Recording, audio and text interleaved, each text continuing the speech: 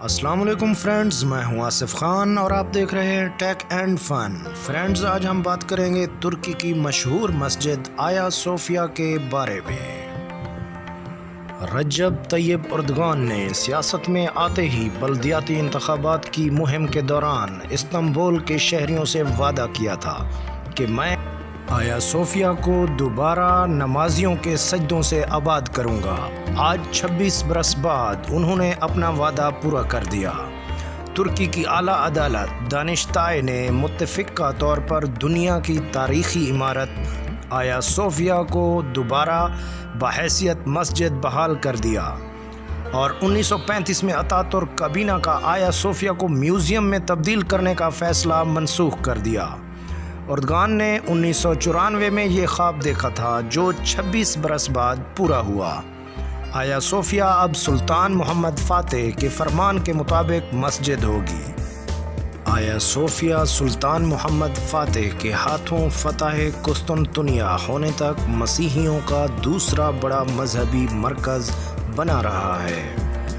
تقریباً 5ویں صدی عیسوی سے مسیحی دنیا دو بڑی سلطنتوں میں تقسیم ہو گئی تھی۔ ایک سلطنت مشرق میں تھی جس قسطنطنیہ تھا اور اس میں بلکان، یونان، ایشیائے کوچک، شام، مصر اور حبشہ وغیرہ کے علاقے شامل تھے، اور وہاں کا سب سے بڑا مذہبی پیشوا بطریرک یا پیٹریرک کہلاتا تھا۔ جبکہ دوسری بڑی سلطنت مغرب میں تھی جس کا مرکز روم یعنی اٹلی تھا۔ یورپ کا بیشتر علاقہ اسی کے زیر نگین تھا اور یہاں کا مذہبی پیشوا پوپ یا پاپا کہلاتا تھا۔ ان دونوں سلطنتوں میں ہمیشہ سیاسی اختلافات کے علاوہ مذہبی اور فرقہ وارانہ اختلافات جاری رہے۔ مغربی سلطنت جس کا مرکز روم تھا وہ رومن کیتھولک کلیسا فرقے کی تھی، اور مشرقی سلطنت آرتھوڈاکس کلیسا فرقے کی تھی۔ آیا صوفیہ کا یہ چرچ آرتھوڈاکس کلیسا کا عالمی مرکز تھا۔ آیا صوفیہ اس لحاظ سے بھی اہم تھا کہ وہ روم کے کیتھولک کلیسا کے مقابلے میں زیادہ قدیم تھا۔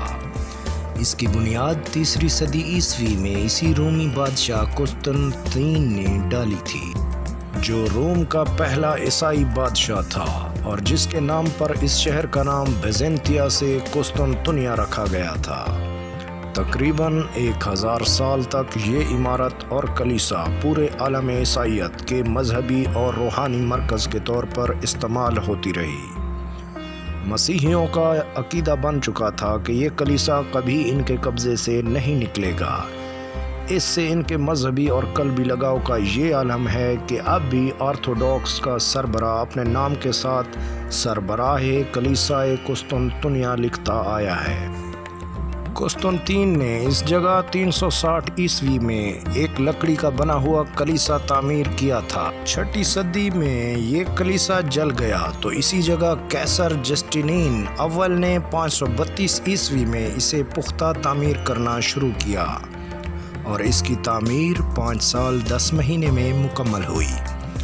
10,000 معمار اس کی تعمیر میں مصروف رہے اور اس پر 10 لاکھ پاؤنڈ خرچ آیا۔ اس کی تعمیر میں قیصر نے دنیا کے متنوع سنگ مرمر استعمال کیے۔ تعمیر میں دنیا کے خاص مسالے استعمال کیے گئے۔ دنیا بھر کے کلیساؤں نے اس کی تعمیر میں بہت سے نوادر نذرانے کے طور پر پیش کیے، اور روایت ہے کہ جب جسٹینین اول اس کی تکمیل کے بعد پہلی بار اس میں داخل ہوا تو اس نے کہا، سلیمان میں تم پر سبقت لے گیا۔ یہ حضرت سلیمان علیہ السلام کے ذریعے بیت المقدس کی تعمیر پر تکبرانہ اور گستاخانہ جملہ تھا۔ جب 1453 عیسوی میں عثمانی سلطان محمد فاتح نے قسطنطنیہ کو فتح کیا اور بیزنطینیوں کو شکست ہو گئی تو اس شہر کے مذہبی رہنماؤں اور راسخ العقیدہ عیسائیوں نے اسی کلیسا میں اس خیال سے پناہ لے لی تھی کہ کم از کم اس عمارت پر دشمن کا قبضہ نہیں ہو سکے گا۔ مشہور انگریز مورخ ایڈورڈ گبن منظر کشی کرتے ہوئے لکھتا ہے، گرجا کی تمام زمینی اور بالائی گیلریاں باپوں، شوہروں، عورتوں، بچوں، پادریوں، راہبوں اور کنواری ننوں کی بھیڑ سے بھر گئی تھی۔ کلیسا کے دروازوں کے اندر اتنا ہجوم تھا کہ ان میں داخلہ ممکن نہ رہا تھا۔ یہ سب لوگ اس مقدس گنبد کے سائے میں تحفظ تلاش کر رہے تھے، جسے وہ زمانہ دراز سے ایک ملا اعلیٰ کی لاہوتی عمارت سمجھتے آئے تھے۔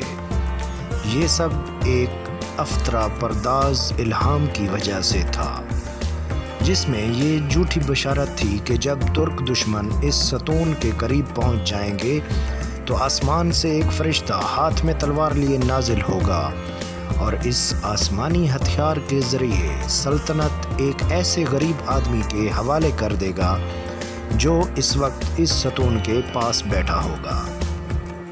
لیکن ترک عثمانی فوج اس ستون سے بھی آگے بڑھ کر صوفیہ کلیسا کے دروازے تک پہنچ گئے۔ نہ کوئی فرشتہ آسمان سے نازل ہوا اور نہ رومیوں کی شکست فتح میں تبدیل ہوئی۔ کلیسا میں جمع عیسائیوں کا ہجوم آخر وقت تک کسی غیبی امداد کا منتظر رہا۔ بالآخر سلطان محمد فاتح اندر داخل ہو گئے اور سب کے جان، مال اور مذہبی آزادی کی ضمانت دی۔ فتح کے دن فجر کی نماز کے بعد سلطان محمد فاتح نے یہ اعلان کیا تھا کہ خدا نے چاہا تو ہم ظہر کی نماز آیا صوفیہ میں ادا کریں گے۔ اسی ہی دن آیا صوفیہ فتح ہوا اور اس سرزمین پر پہلی نماز ظہر ادا کی گئی۔ اس کے بعد پہلا جمعہ بھی اسی میں پڑھا گیا۔